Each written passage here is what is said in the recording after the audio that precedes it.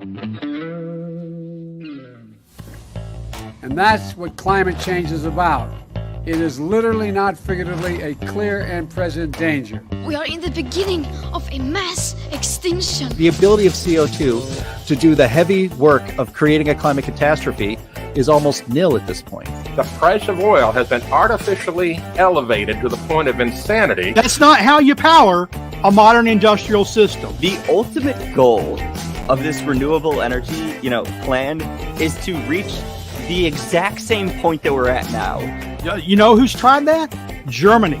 7 straight days of no wind for Germany.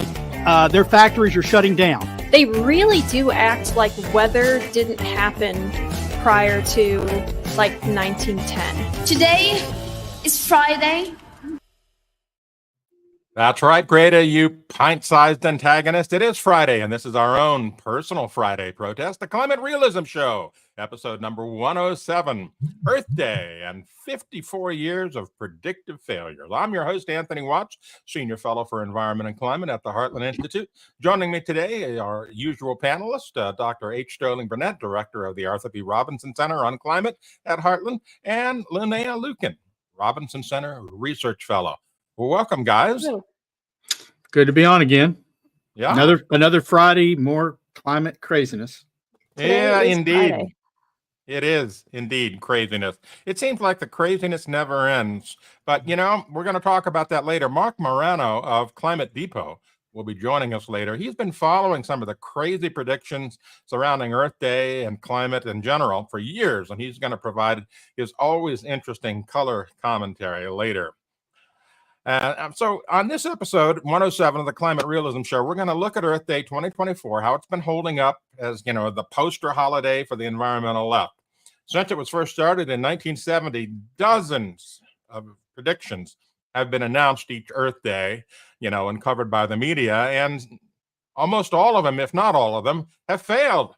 For example, April 1970, population bomb author Paul Erlich was quoted as saying, population will inevitably and completely outstrip whatever small increases in food supplies we make. The death rate will increase until at least 100 to 200 million people per year will be starving to death during the next 10 years. Didn't happen. Yeah, amongst other things. We'll get to, go ahead. I think Albert Van Lingen may be on to an accurate prediction. 50 more years of failed predictions. I think he might be onto something there. Well, one thing about the climate left is that they're consistent in their failure. Yeah, they're consistent in their failure, right? Yeah. Anyway, so we'll get to that topic in a few minutes. But first, I want to do something that we've never had to do before here on the Climate Realism Show. We have to issue a correction. Yes. Because, see, we're all about truth here. And if we make a mistake, we are going to own up to it. And that's exactly what we're doing. Now, last week, we played this video of what appeared to be an EV on fire. Here it is. You guys may remember this, and we commented about, wow, watch it blow up. That's intense, right? Well, turns out it's not an EV at all. And Linnea gets credit for spotting this error. Turns out it was a vehicle apparently carrying propane cylinders that caught fire, and that's why there's these massive explosions. So we apologize to misleading our viewers by saying this was an EV when it was not. Sorry. Okay, now that we've corrected that, we're going to start off our crazy climate news, some of the nuttiest, eye-rolling stuff on the internet this past week. It's kind of like, when Rush used to have his big bag of stuff. Hold on here a second. I need a piece of paper. Yes. Big bag of stuff. We got a big bag of crazy climate news this week. Okay, first of all, Tesla Cybertruck, touted for its rugged design, faced a bizarre setback this week at a car wash. Yeah, a car wash. After the wash, this 6,600-pound truck shut down. The console went blank, and it basically bricked itself. He couldn't turn it on. He couldn't get it out of the car wash, so forth and so on. And this is from a website called Frostbites that posted this up on Facebook. But basically, it boils down to this. Tesla advises against washing the truck in direct sunlight to prevent corrosion. It's made out of stainless steel. Where the hell are they getting that? But they offer a special car wash mode that you can set from the panel. Failure to put the Cybertruck in car wash mode may result in damage, the company's manual reads. Damage caused by car washes are not covered in the warranty. Just like every other truck, right? Wrong. Well, I don't know, you guys. My advertising is bulletproof and it can't handle a car wash. My dad taught us growing up that you should never wash your car in full sun anyway, because you can get water spots. So, you know. Water spots are a problem. Corrosion is a real issue. And yeah, the car no longer being able to start is an even bigger issue.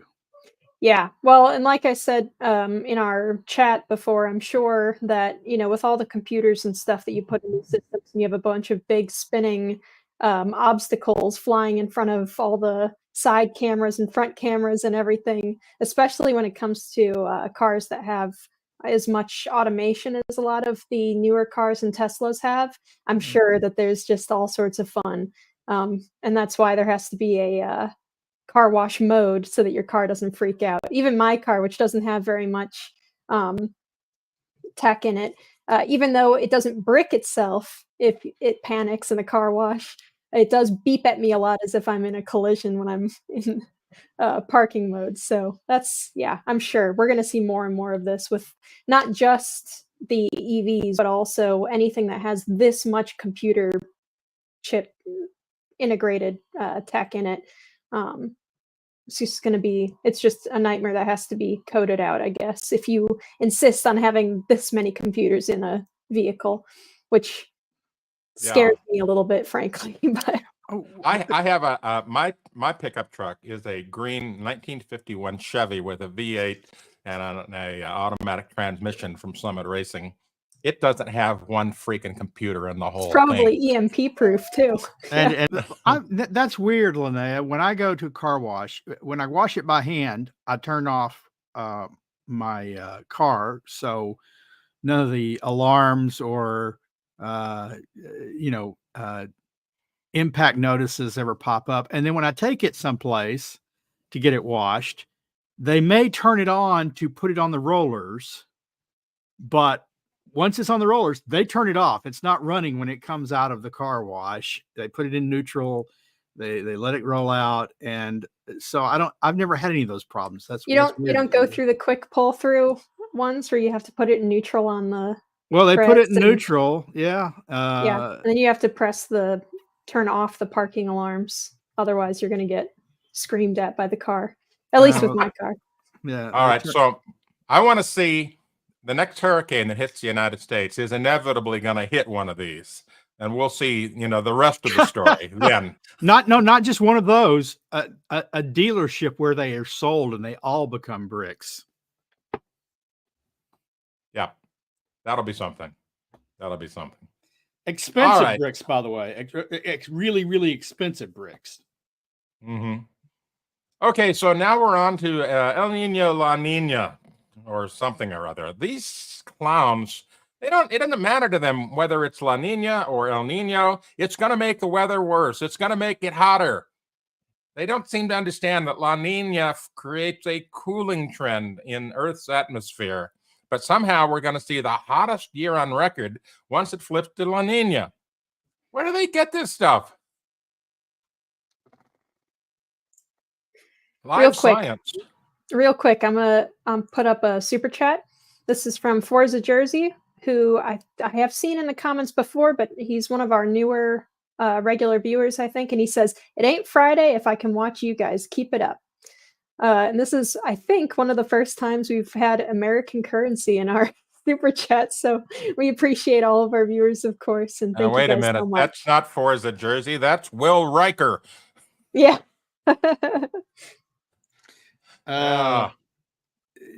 It's hard to know what to say about the El Nino, La Nina. They've been it seems to me they've been consistent for years until now about what El Nino is supposed to cause and what La Nina is supposed to cause. I guess they're getting really, really, really desperate. Not really, really desperate, but triple really desperate.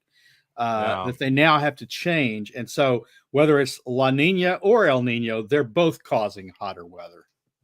Right. Yeah. Anyway, so the next topic is the Biden plan for killing the electric grid. Yeah. They're after shutting down all the coal plants out there that keep the reliable electricity on and going entirely to wind and solar so that we become the banana republic of electricity. And, experts are saying the exact opposite. Your rules are going to kill the electric grid. But of course, Biden, he's too busy licking his ice cream cone and trying to remember where he's supposed to be in 5 minutes or pay any attention to that sort of stuff. Sniffing some young lady's hair. Reading the wrong words off the teleprompter. And turning the wrong way to shake hands. Yeah. But another outfit, this one from Fox News, a U.S. energy giant basically says this is not going to work.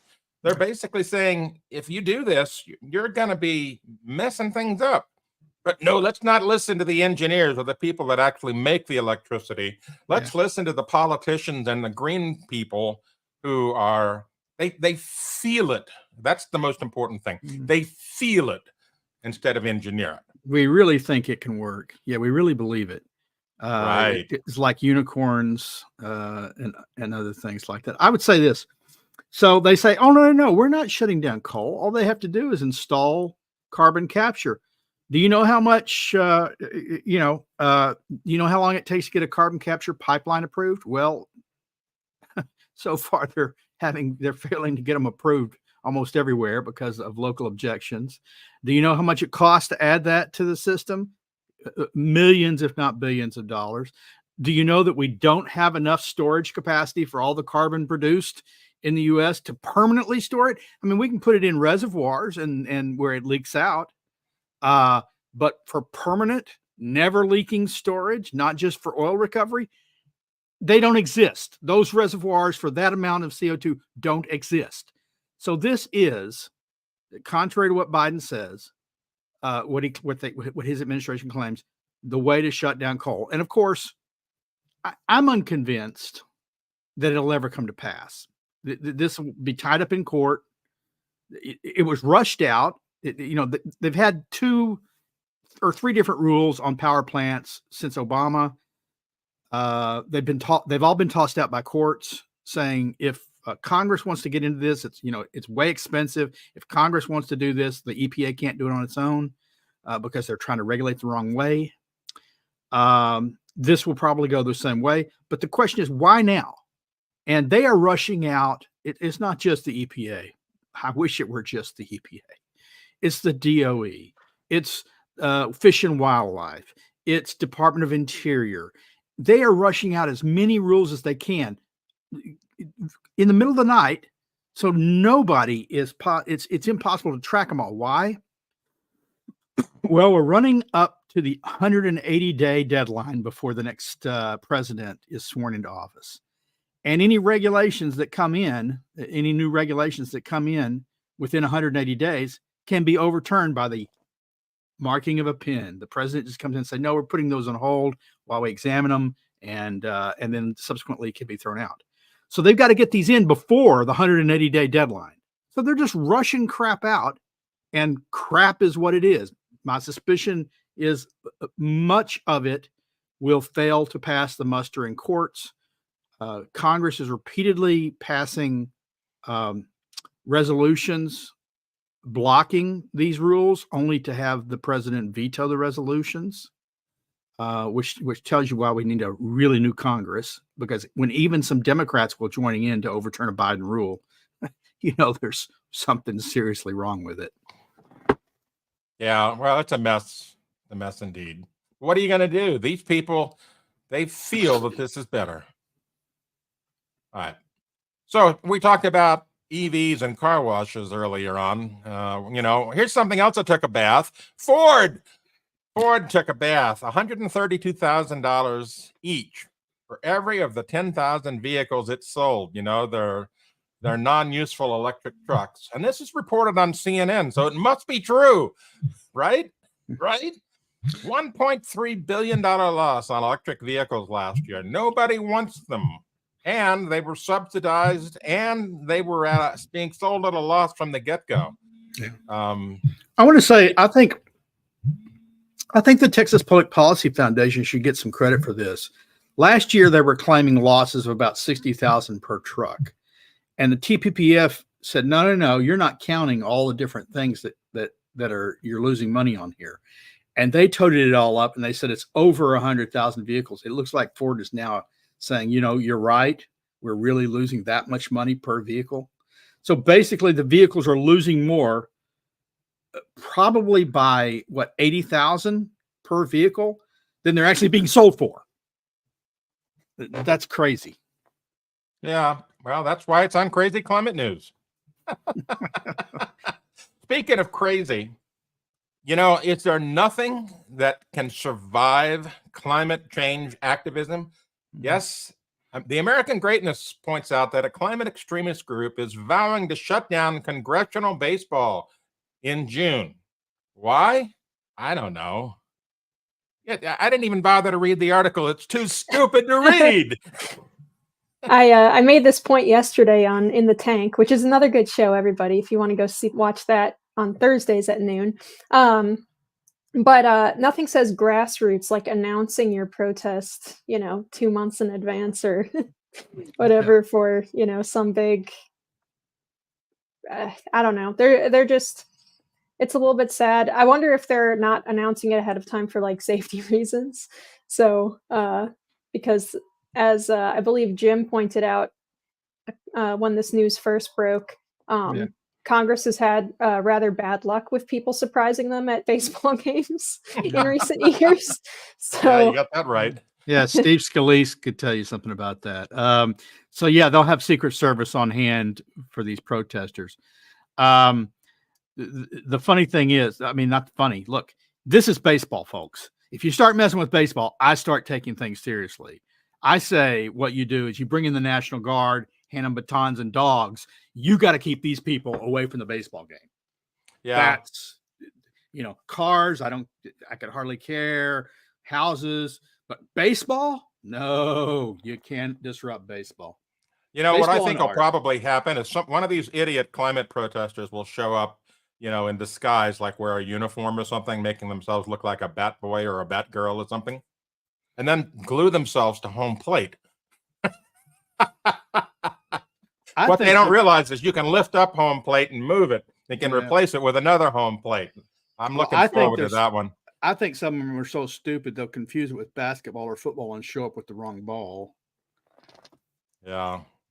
I think all they have to do is make sure that no one enters the game with a can of paint or a can of soup or anything like that, and you're pretty well set. But I don't know, the way that these kids have been treated so far in terms of, people just letting them into like art galleries with stuff that's clearly meant for their protests, I think it's just as likely that they'll just let them in and let them do their little, have their little fit, and then they'll leave and they'll continue the game.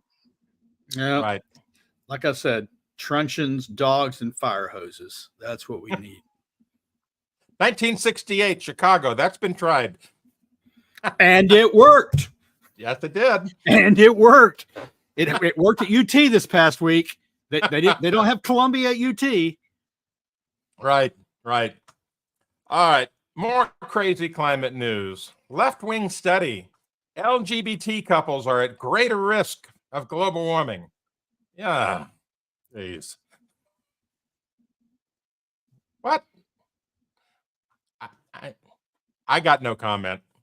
Actually, no. Let me clarify. I don't want to touch this one.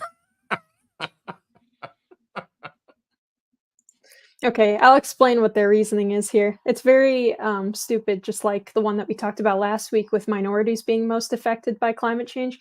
It's the same exact reasoning. What they're saying is, apparently, gay people are more likely to live in poor neighborhoods, which I kind of question, but That whatever. seems We'll wrong take to me. we'll take them. We'll take it. So if gay people are more likely to live in poor neighborhoods, and poor neighborhoods have poorer infrastructure, then a extreme weather event is going to impact them worse than someone who lives in a better Apparently, they've never neighborhood. been to Greenwich Village up in New York City. That's where my mind went Turtle to. Creek area in Dallas. All I know is this: studies have shown that homosexual couples generally have higher incomes than heterosexual couples, in part because they usually don't have children. They have higher More wealth. disposable They have income. more disposable income. They have more wealth. I really, really doubt. You know, I've been to slums.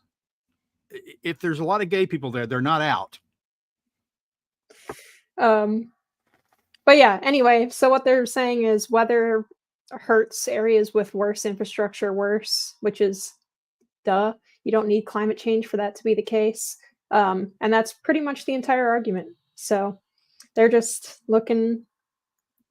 What I can't believe. No, I can believe it. That's stupid. I can believe it because we deal with this all the time. Is that someone paid to have this study done, and someone published this study and took Right. it seriously as like some kind of rigorous scientific investigation. It's Well, stupid. probably not someone. Probably you and me and Anthony and the U.S. taxpayers paid. If it was an academic institution, they probably got a grant from the federal government to undertake this research. Yeah, no doubt. No doubt. All right, some cartoons this week. This one comes from our own Keely Drucala, who is our IT person here at Heartland. She took a trip recently over to Ireland, I believe it was, and she came across these billboards. Yeah, they're saying that, you know, you have to use our toilet paper because it'll save the planet. And for the second slide, they say you can conquer climate change while overcoming last night's curry.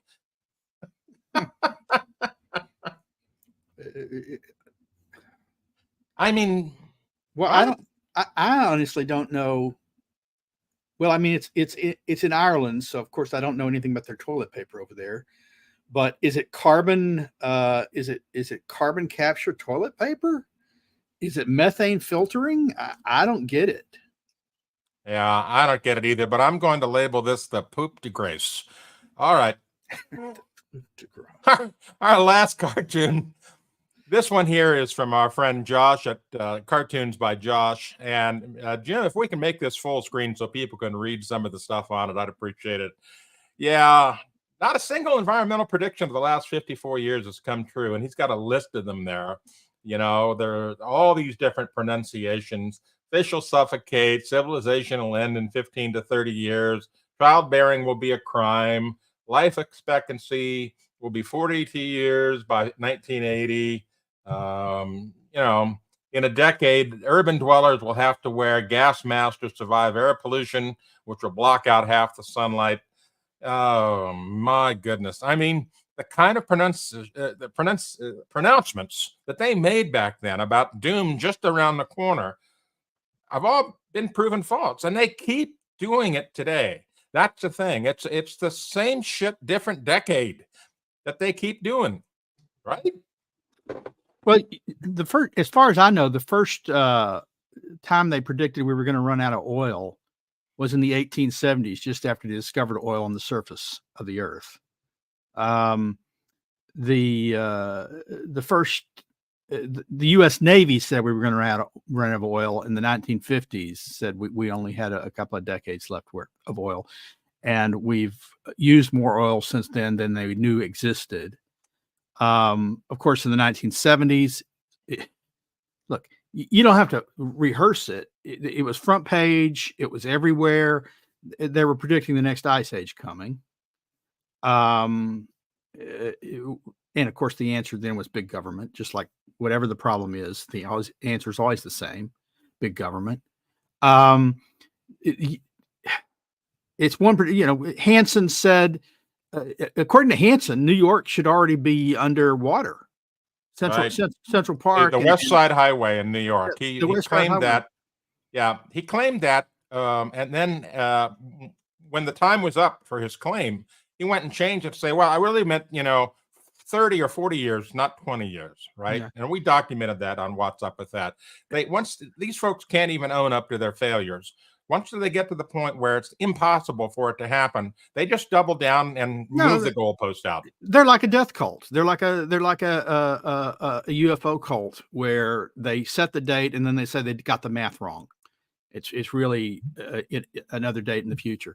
And there's Erlich, right? Paul Erlich. He's made hundreds of predictions over the years. He's invited onto talk shows. I don't know how many times he was on the late night show on NBC when Carson used to run it, but other shows. He was just last year feted on PBS as being one of these visionaries. He's made hundreds of predictions. Not a single one has ever been true. Not a single one has ever come to pass. And yet he's considered so knowledgeable, an expert. These are the kinds of experts they go to when they say climate change is going to be a disaster. It's already happening. Data be damned. Data be damned. This is what the experts say. And one of those experts is Paul Erlich. Yeah. Anyway, what are you going to do? They're nuts.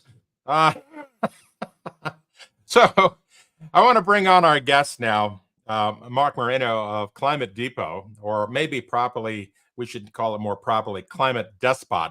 Hi,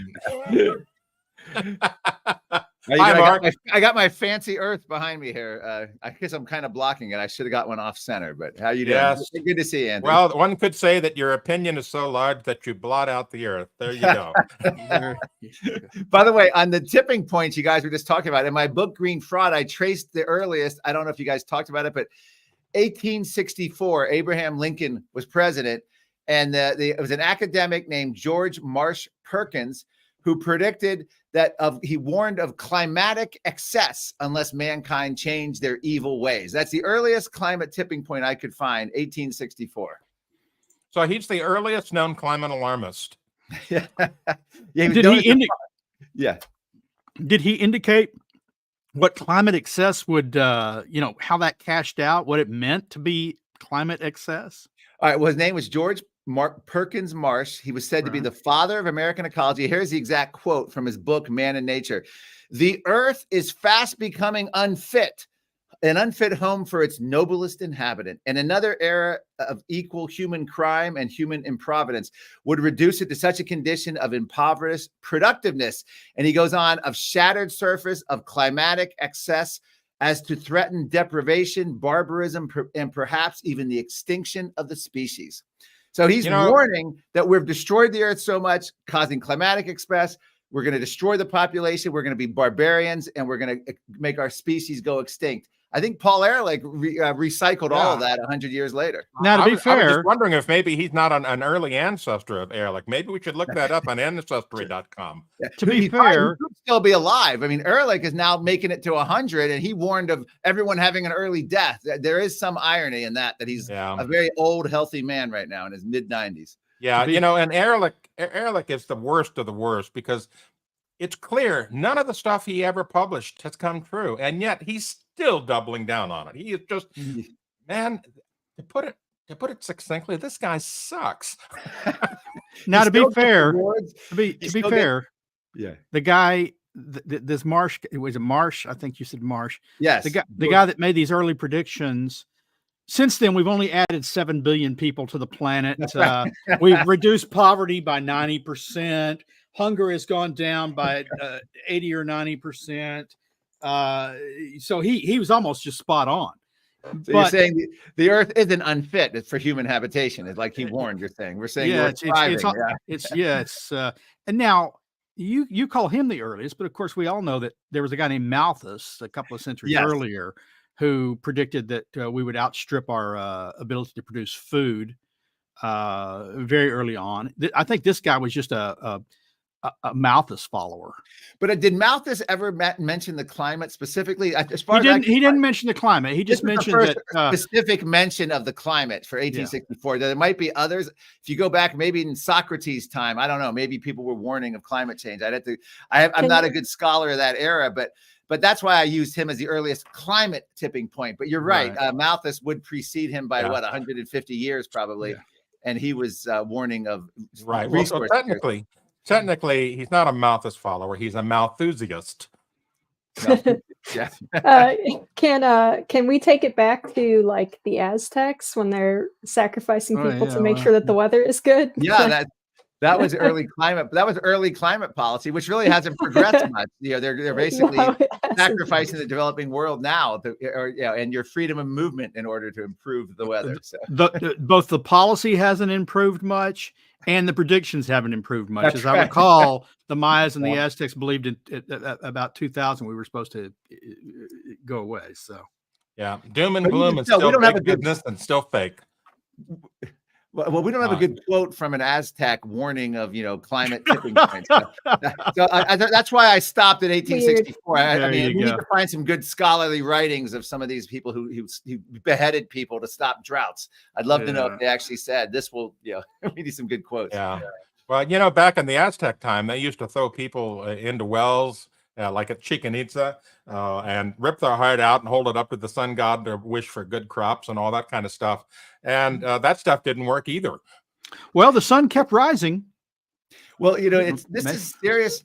As Will Happer likes to point out, the majority of the judges at the Salem witch trials were educated at Harvard. And I've researched that, looked it up. He's exactly right. It was like it was like 7 out of 9 or 6 out of 8 judges were actually Harvard educated. And there was actually an academic researcher named Emily Oster who looked at the witch trials and said accusations of witchcraft rose during the Little Ice Age and dropped during warmer temperatures. So in other words, cold temperatures caused an increase of accusations of witchcraft. Why? Because it created resource scarcity, crop failure, and probably more bad weather in general, and human hardship. That's when they accused the witches, which goes back to why they called it the medieval climate optimum, because that was an optimum time for human civilization, warmth. How do you know, Mark, that it wasn't just that there were more witches active during the cold periods? And so that's true. Our ruling class at Harvard agreed and said that. So who are we to challenge credentialed experts like those judges from Harvard who condemned those women to death? exactly, Mm. you're far You can't too. do your own. cynical. You can't do your own research. You got to trust the experts and trust the science, and they represented the science. Trust the science, trust the experts. All right, so we're going to go back to 1970 and look at some of the predictions that have been made over the years. We'll comment on each one of them. So our first one, in 1970, as greenhouse theorists pushed the rise in average temperature, plenty of prognosticators asserted a big freeze. Kenneth Watt sounded ice alarm speaking in Pennsylvania at Swarthmore College. The world has been chilling sharply for about 20 years. If present trends continue, the world will be 4 degrees colder for the global mean temperature in 1990 and 11 degrees colder in the year 2000. Yeah, right. That didn't happen, did it? No, people forget that there's a huge portion of that original Earth Day was about that man-made global cooling scare. Before fossil fuels caused global warming, fossil fuels allegedly caused global cooling. And of course, I devoted a whole chapter to that in Green Fraud about the whole 1970s global cooling scare, which you just cited.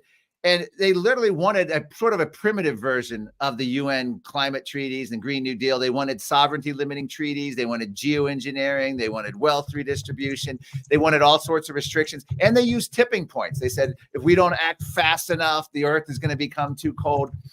And so it's amazing. And then by 1977 or 78, New York Times had a fascinating article about meteorologists poo-pooing the idea of a climate of CO2 causing global warming, and climatologists promoting that theory. So you can see that shift in the late 70s on the pages of the New York Times, where they're starting to move out of the global cooling era. Of course, that's when the cooling ended and we went into the warming cycle. And then, of course, by 1981 or so, they were firmly all the same players, many of the same, like Stephen Snyder and others who were promoting the man-made global cooling.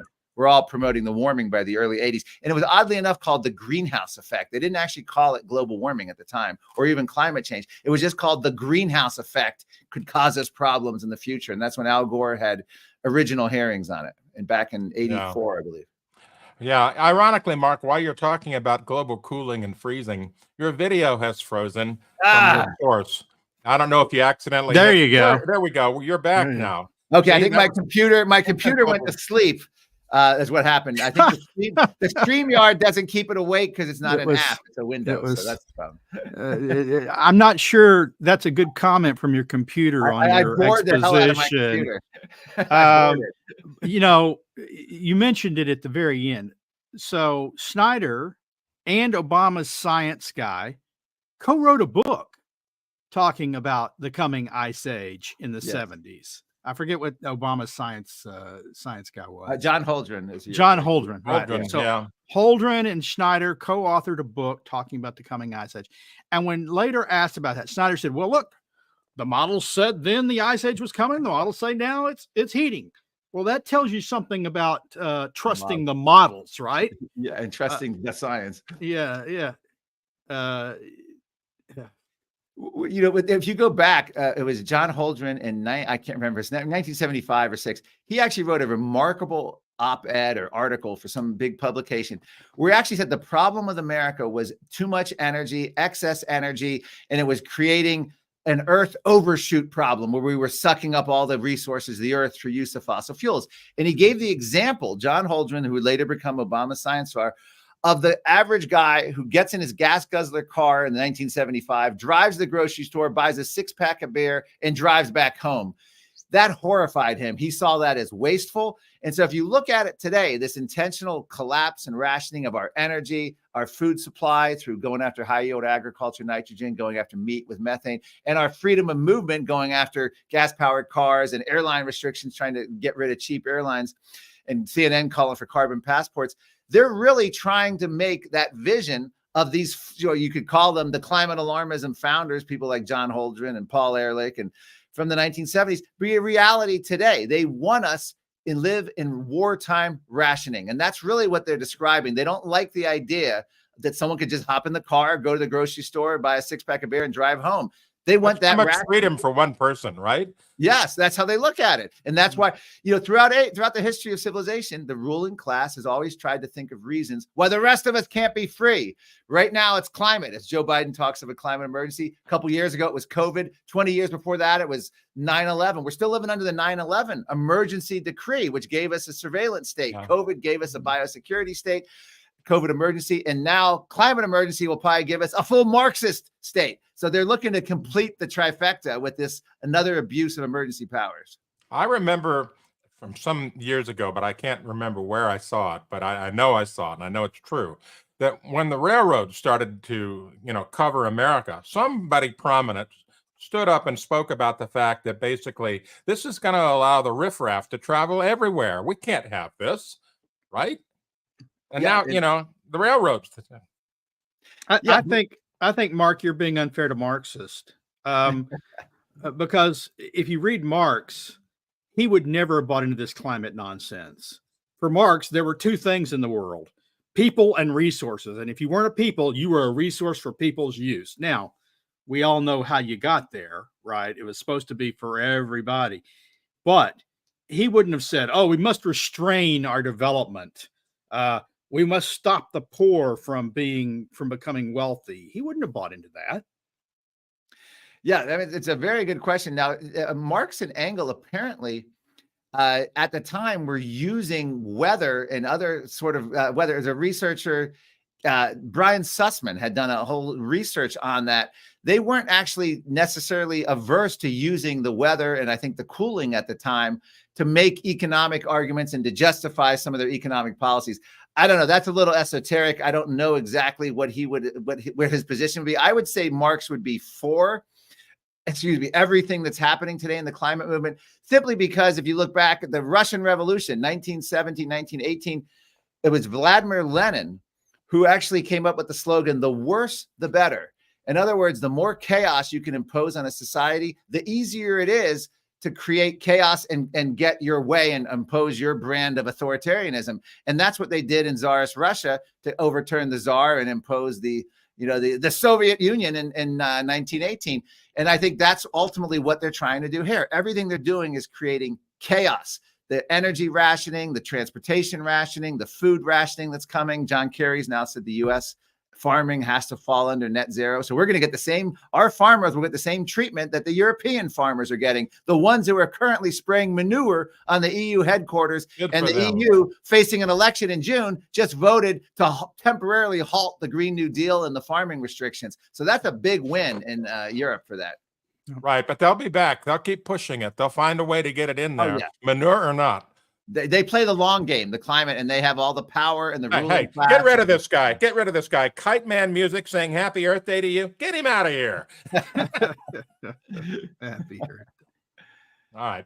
All right, I'm going to move on to the next one. Well, we talked about global cooling. That was a big deal in the 70s, you know, and then they switched to global warming, you know, but the one I really want to talk about, this one is the mother of all stupid predictions that haven't come through. This is June 30th, 1989. The Associated Press basically said, quoting a UN environmental official saying that, this is Noel Brown, entire nations could be wiped off the face of the earth by rising sea levels if global warming trend is not reversed by the year 2000. And Jim, I think we have a picture of a headline in there, 1989, rising seas to obliterate nations by 2000. Should be a clip of that you should be able to put up. I mean, this is the kind of thing that happens again and again and again. Some scientists make some prediction. Some politicians or some bureaucrats get a hold of it. They turn it into something disastrous for their own purpose and then spew out nonsense trying to scare people so that you can motivate them to change. That is the formula, right?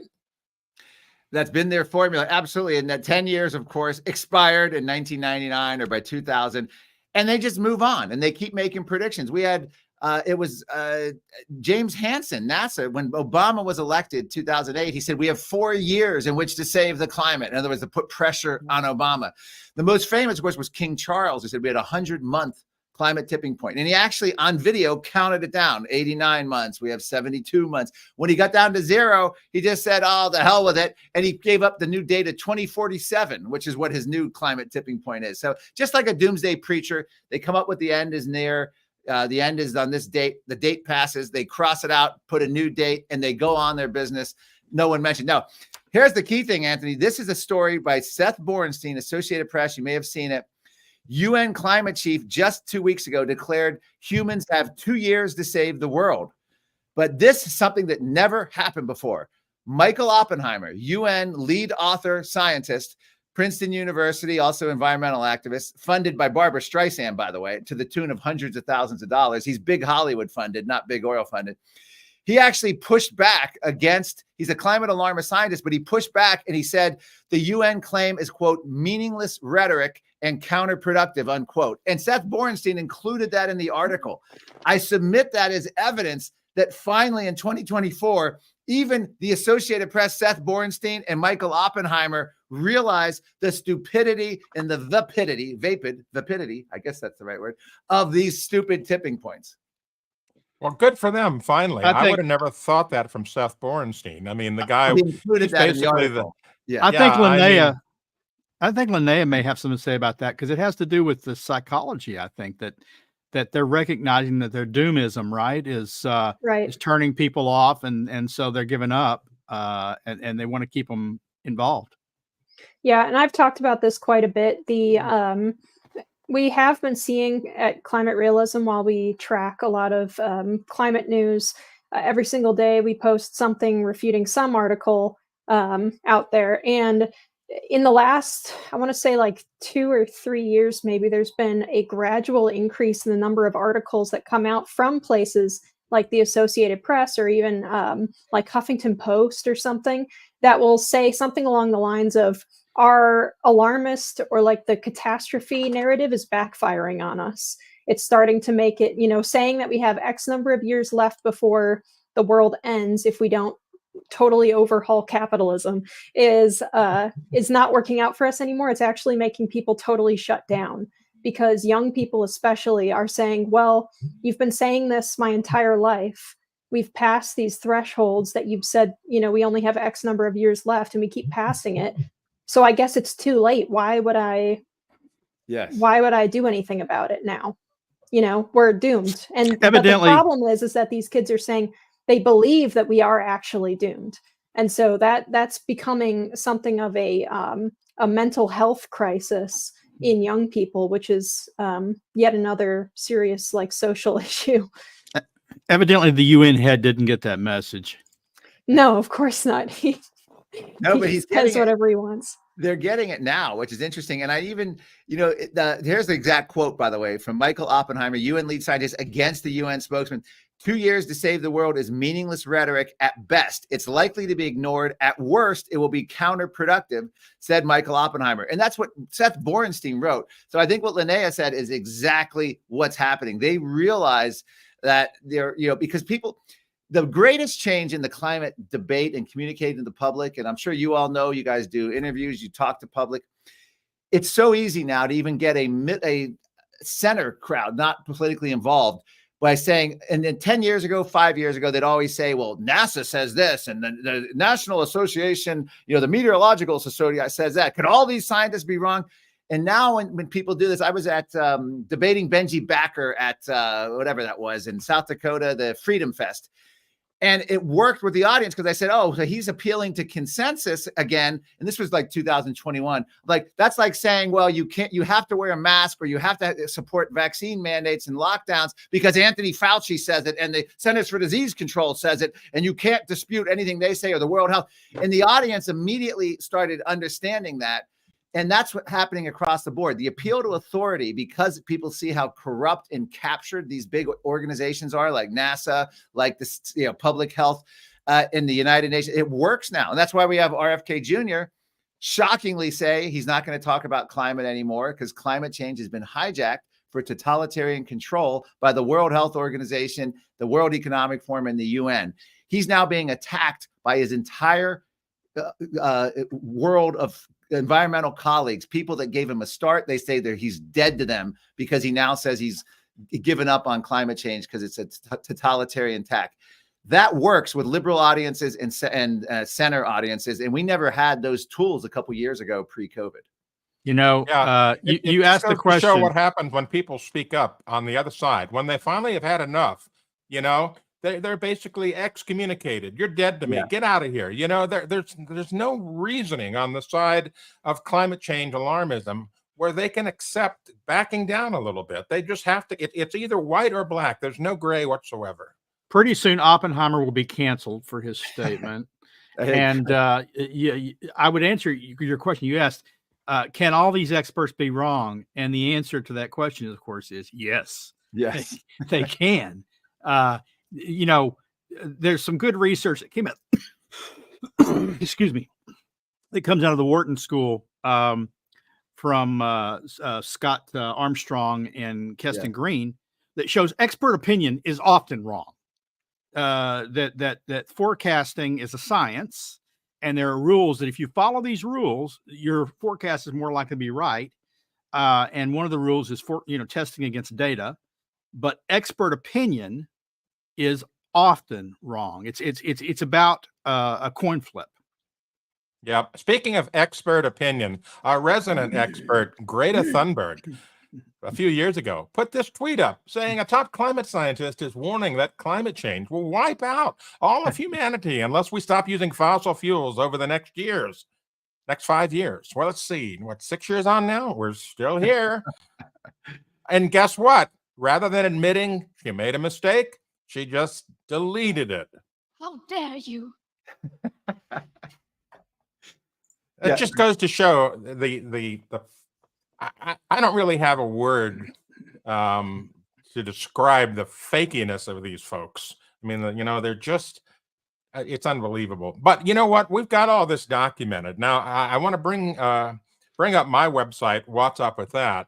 We have a failed prediction timeline for all of these different things that go back years and decades. And this is a resource that anyone can go to on whatsupwiththat.com and look at all of these different things. I mean, we've got some of the recent ones, which are still open-ended, but we've got some of the ones from, 1970, 1980, 1990s, early 2000s.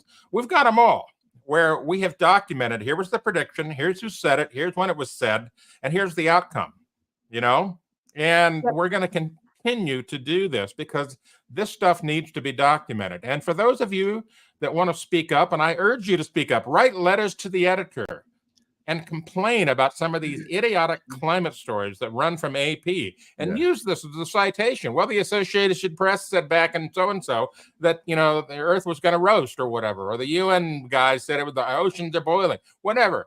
Call them out on this stuff. Use references, use the links, and point out that these claims are bogus. They're bogus from the get-go. They have no basis in reality. Right. In fact, Anthony, it's really great that you brought that up because we actually had a super chat asking just this very question for $20. Thank you very much, Stephen Fraser. He said, is there a source for a history or timeline of climate change that would include the treaties, start of the NCA, ICCP, Al Gore hockey stick? So that's kind of along the lines of what we just talked about, although that was the failed predictions timeline. But do you have something similar for agreements? I have seen a chart float around that compares all the agreements to carbon dioxide in the atmosphere over time. Well, I don't often praise Wikipedia, but they do have a timeline of every treaty that's been signed, and you can go to their page on CO2 and see how much powerful effect every one of those treaties has had on the climate CO2. It turns out our audience probably won't be surprised. None that being signed, despite multiple reports saying the end is near. So you can find that. That's not hard. You can correlate the two. I found it, and I'm just I sent it off to Jim here just now. Hopefully he can bring it up. Heck, one of those stupid links that doesn't work right. Let me see if I can find it. I'll drop it into Slack for you, Jim, and you can bring it up. But this is a map of all of these different. There it is. It's in Slack. Take a look at it, Jim, if you can bring it up. This shows all of the different conferences and treaties, and it talks about how each one of them, is at this point in time.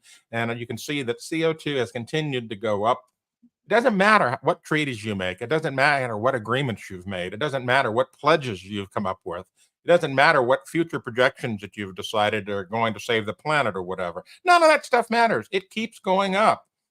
Basically, what it points out here is that humanity is ineffective at changing the climate, completely ineffective.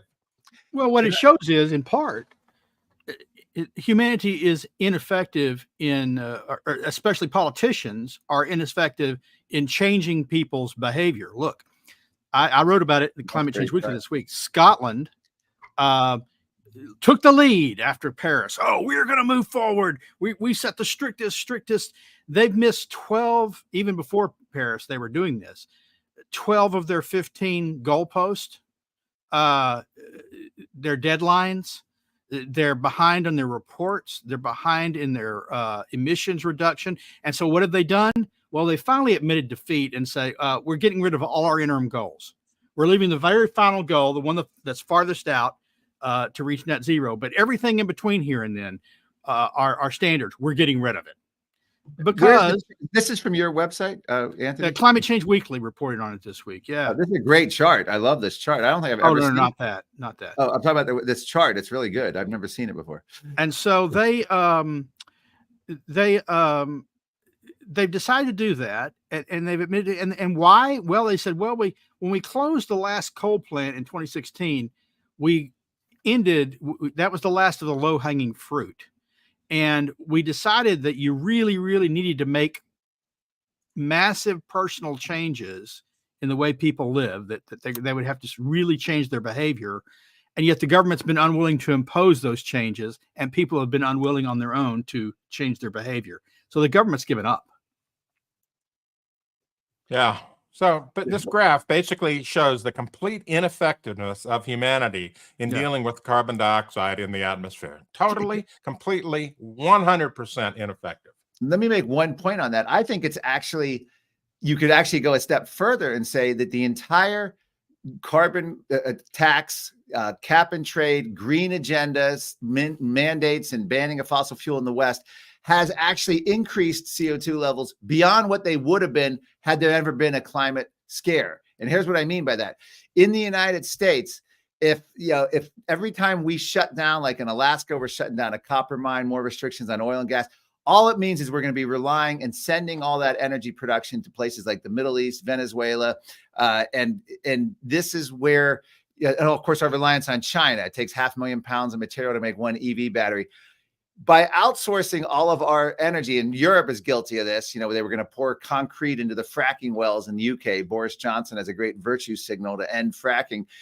And what ends up happening is we're increasing emissions faster than they would have otherwise because we're outsourcing it to these developing world countries like China, India, Brazil, Middle East, Venezuela. And now they have the lower human rights standards, lower environmental standards. So CO2 emissions are going up. Imagine if Europe was still doing more of its own domestic energy with much higher standards, much better scrubbers and carbon and emission limiting technology. Instead, they end up importing all of that. So I would argue that the green agenda and green policy are driving up CO2 faster than it otherwise would be had it never been there in the first place. Right. There's suppression of nuclear, for example. And that's a whole other. Why should climate be any different? They always, the more government gets involved in resource policy, the worse the resource use and policy is. You pass the Endangered Species Act to save species, and you drive species to extinction because of the perverse incentives of it. You say we're going to manage more and more land out west, and you just end up destroying the environment because you mismanage that land. So let's get on to some of our questions now. And Linnea, what do you got for us? Yep, sure thing. Okay, so first we, let me pull up my little list here. First, we got another super chat, this time from Peter Williams. There's a little bit of a typo in this one, so I'm going to kind of breeze through it a little bit. But he says, please, could you ask, I think he means the nice Mr. Biden, to pipeline some excess CO2 to the UK to warm our weather here. So thank you very much for the super chat, Peter, and also for your funny comment. I liked it a lot. It's one of my favorite like bad dad jokes of all time is every time it's cold, people say we could use some global warming. It's my favorite. Okay. Sure could. All right. So our first question that we have are, what are the main climate drivers by rank, would we say? Well, they're all rank. The sun, number one, the sun, it goes away. Right. Our climate radically changes. Big kahuna of climate change. Yeah. Yeah. Natural, oceanic, large scale atmospheric and oceanic currents and changes. Greenhouse gases. Greenhouse gases, water vapor. I'm going to interrupt you here, Sterling, because Mark has to go. He has another commitment. Mark, any last words? Well, no, and on that, everything from tilt to the Earth's axis on much like ocean cycles, water vapor, volcanoes, clouds, and of course, CO2 and land use. I mean, there's so many factors. I love Philip Stott's quote. There are hundreds of factors that influence the climate. The idea is that we're going to pick one politically selected factor, carbon dioxide, and say that's the control knob of the climate is scientific nonsense. And that's my favorite encapsulating quote of the drivers of climate change. And that's what they've done. So, but thank you so much for this opportunity. Appreciate it joining you guys today. And no, the only thing I have to say is the Biden climate emergency, watch on this. CBS News is reporting on it, Bloomberg. He may declare this soon in the coming weeks. And if he does, it gives him 130 wartime executive powers by which to bypass democracy. So thanks a lot, you guys. Thanks, Mark. We'll see you. Appreciate it. Thanks. Okay. Sure. All right. We'll continue with our Q&A. Yeah, sorry, Gorilla. I meant to get to your question when Mark was here. I was not aware that he had to run out, so I'm sorry that I didn't pull this one first. But I think we can pretty easily say that it would be inconvenient, except they would probably just ignore it and shift the goalposts again and say, I don't know, that sea ice buildup is some kind of a catastrophe because it's going to cause glaciation. Yeah, it's going to be the ice age cometh, right? So right. They'll just simply flip the script and say, well, new research shows that it actually is global warming that's causing the ice caps to expand. Well, sea ice is different from the glaciers, but also we've already had that prediction. We had a whole movie made. It's called The Day After Tomorrow. Yeah. Right. And Luke Starkenberg has a good question here. At least I think this is a good question because it's not always totally clear. And I believe that he is not American. I think he is from Europe. So he says, why do you choose Hawaii? Referring to the carbon dioxide graph. Could you show a graph of the whole U.S.? No. Well, no. That data does not exist. And the reason that this is measured in Hawaii is because you wanted a place high in the atmosphere, away from all of the other local influences. Now, there was a scientist by the name of Beck who did some research back in the early part of the 20th century and late part of the 20th century that looked at different cities and so forth around the globe. And the data was hugely noisy, because some cities were, industrial centers, some cities weren't, and the carbon dioxide levels were all over the map, really. And it really told you nothing about the globe. But if you go to a mountaintop out in Hawaii, which is what they did at Mauna Loa, way up in the atmosphere, away from all the local effects of the tourism down below and everything else, at that altitude and out in the middle of the ocean, away from everything, the atmosphere is well mixed and representative of the globe because you've got the prevailing westerlies going on and everything else.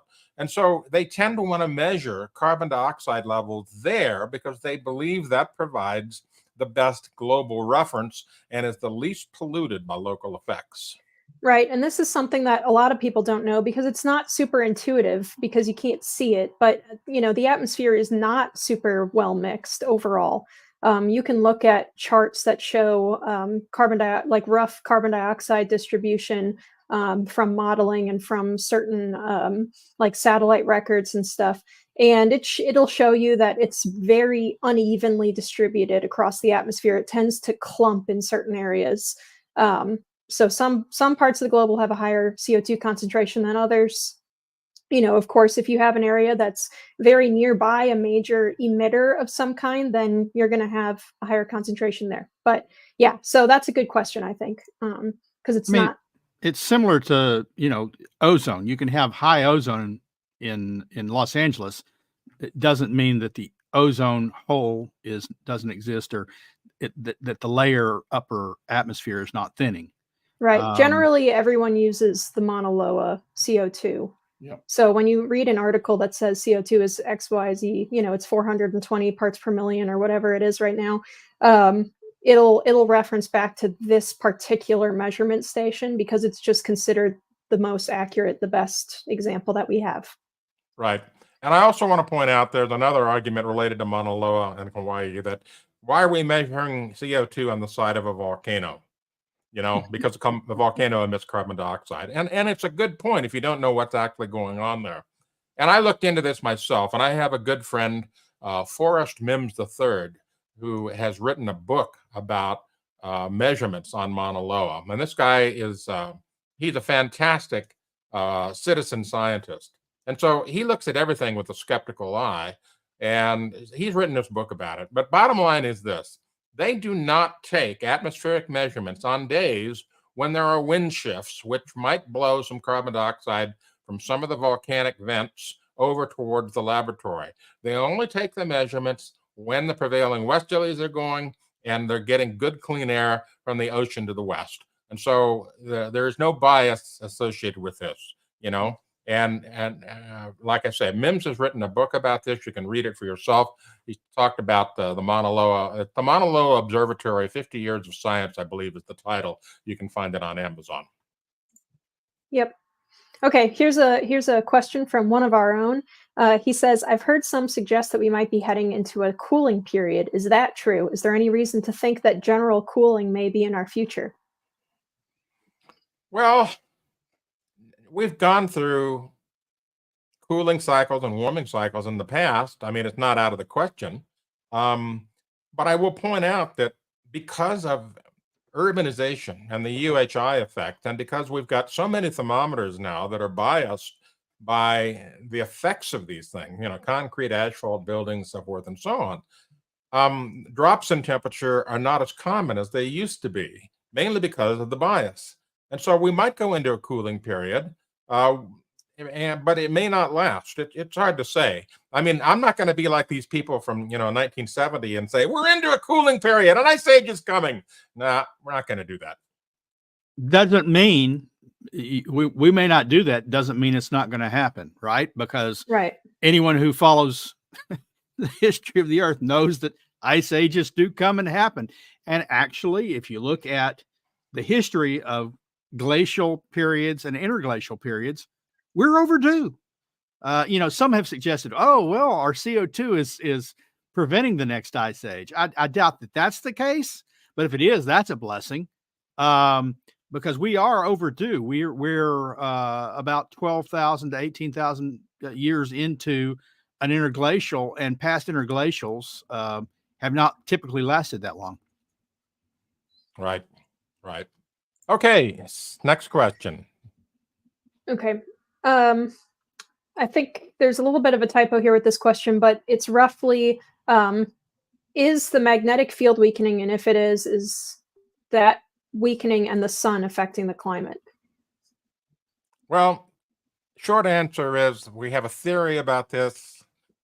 It says that a weakening magnetic field will allow more cosmic rays to come in, and the cosmic rays create more seed particles for clouds in the atmosphere, and with more cloud cover, we get more cooling. And this is Henrik Svensmark that has been pushing this theory for a number of years, and it's plausible, but we haven't found the exact effect just yet, so we don't know for sure whether or not that's true or not, but it is certainly plausible.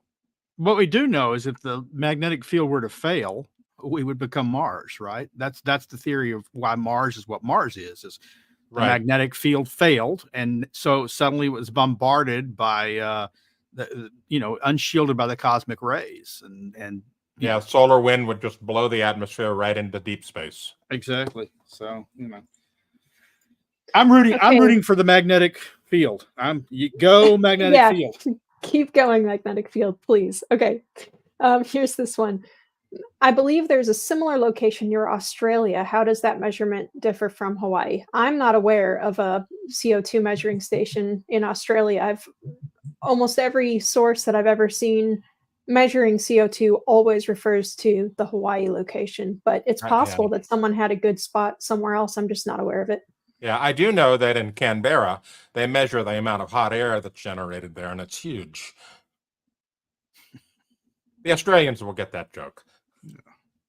Well, Oh, here's this one, guys. Here's a spicy one for us to end the day on. Does weather modification have anything to do with it? No, absolutely Opinion no, of the and hell crowd. no. I don't want to get on that topic. Just go on to the next one. Okay. I don't think we have any more. I'm looking in the chat right now. I think we are okay. Well, the We questions have are some answered, and we're over time. semi-sarcastic ones, I think. This is All right. Bigfoot saying, "Are you suggesting that the Earth isn't warming fast enough?" That's heresy.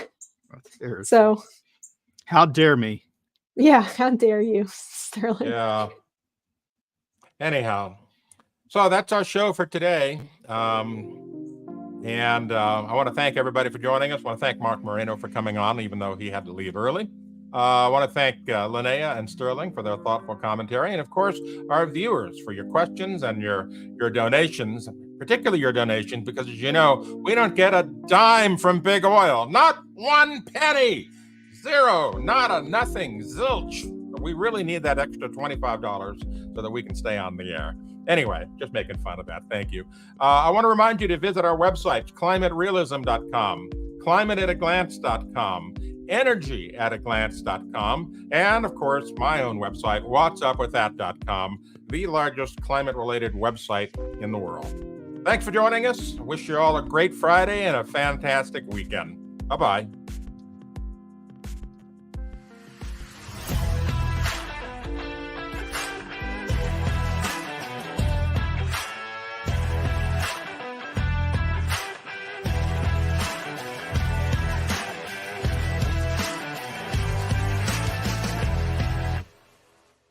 He's a lion, dog-faced pony soldier.